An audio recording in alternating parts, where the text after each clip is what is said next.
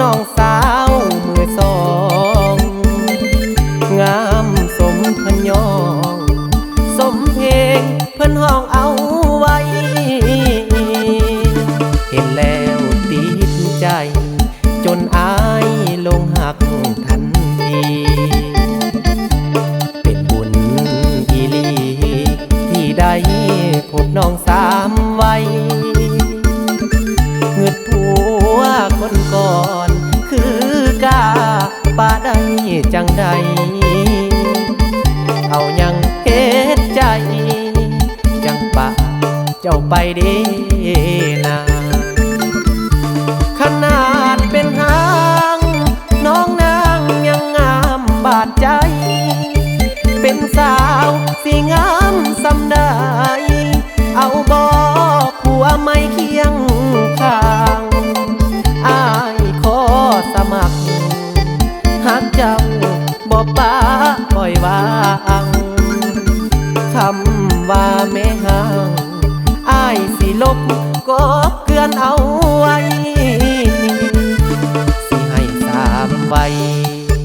ได้ของตำแหน่งเมียหลวงให้คนทั้ง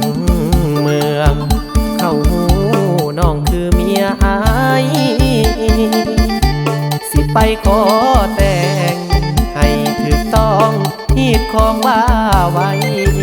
ให้หักเจ้าแล้วละได้สามวัยสาวงามมือสอง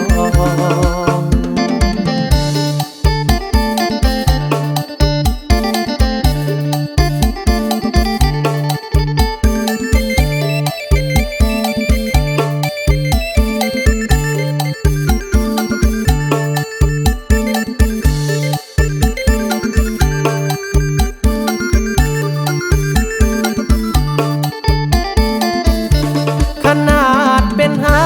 งน้องนางยังงามบาดใจเป็นสาวสิงามสำได้เอาบ่ผัวไม่เคียงข้างอ้ายขอสมัคร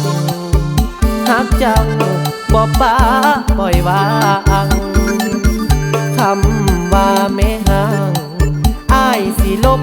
ก็เกลือนเอาไว้สิให้สามวัยได้ของตำแหน่งเมียหลวง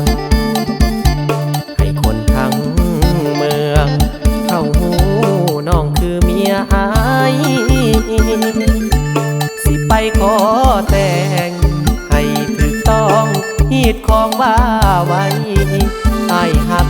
เจ้าแล้วละได้สามวัยสาวงามมือสอง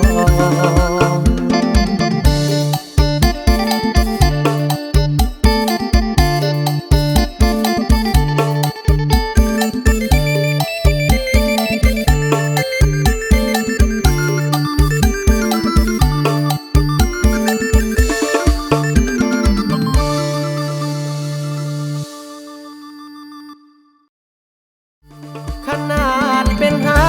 งน้องนางยังงามบาดใจ